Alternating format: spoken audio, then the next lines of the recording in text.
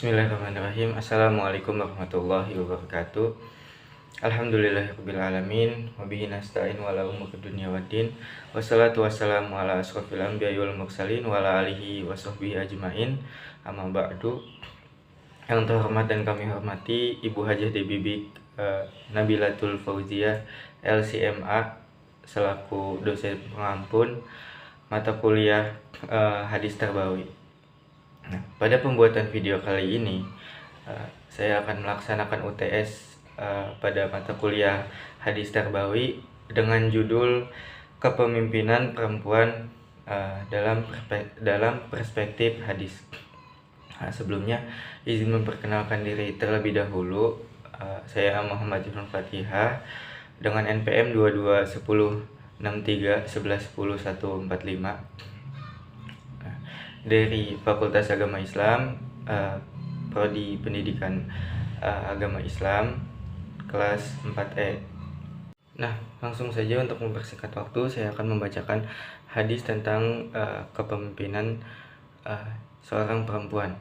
Nah, jadi hadatsana Utsman bin Haisam, hadatsana Auf, an Hasan, an Abi Bakrin qala laqad nafa'ani Allah bi kalimatin sami'tuha min Rasulullah sallallahu alaihi wasallam ayyamal jamali ba'dama kitu an haqqa bi ashabil jamil fauqatila ma'ahum qala lamma balagha Rasulullah sallallahu alaihi wasallam anna ahlal farisa qad malaku alaihim bi Kisra qala lan yufliha qaumun walau amrahum imra'atu ra'ahu sahih Bukhari.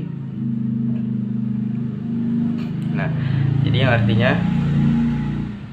artinya diriwayatkan oleh Utsman bin Al-Haisam menceritakan kepada kami dari Auf, dari Hasan, Abu Bakar berkata, sesungguhnya Allah telah memberikan hikmah kepadaku pada saat perang Jamal. Nah, dengan suatu kalimat yang saya dengar dari Rasulullah SAW setelah aku hampir mengikuti pasukan unta, ketika aku sampaikan kepada Rasulullah SAW bahwa kerajaan Persia dipimpin oleh anak perempuannya, maka Nabi SAW bersabda, tidak akan berbahagia sukses suatu kaum masyarakat yang menyerahkan untuk memimpin urusan mereka kepada perempuan.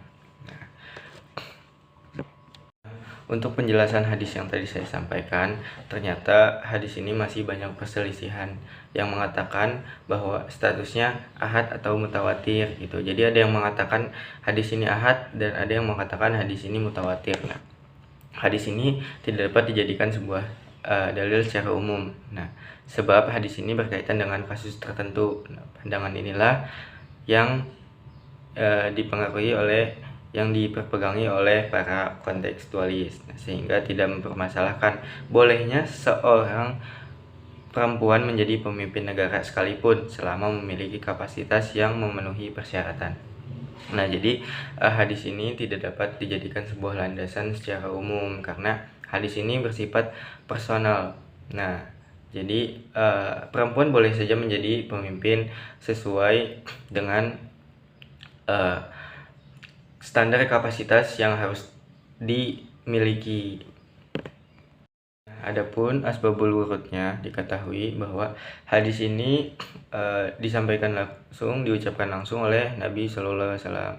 Nah, ketika putra Kisra menggantikan ayahnya sebagai penguasa tertinggi. Nah, hadis ini merupakan respon atas dilantiknya putri Kisra menjadi raja yang dianggap tidak memiliki kemampuan untuk memimpin. Nah, bahkan riwayat lain mengatakan bahwa putri Kisra saat diserahi jabatan ini masih kanak-kanak. Dengan demikian ia hanya berlaku pada kasus tertentu. Nah, jadi hadis ini diperlakukan hanya untuk kasus-kasus tertentu saja, karena ada yang mengatakan bahwa putri Kisra ini diangkat menjadi pemimpin bahkan masih kanak-kanak gitu. Jadi Rasulullah melarang perempuan memimpin ketika perempuan tersebut belum memiliki kapasitas untuk memimpin. Nah, jadi pada kesimpulannya, kita sebagai umat muslim perlunya keterhati-hatian dalam mengangkat seorang pemimpin. Siapapun berhak sebenarnya menjadi seorang pemimpin sebuah negara misalnya. Nah, akan tetapi dengan tetap memperhatikan skill dan etika seorang calon pemimpin tersebut.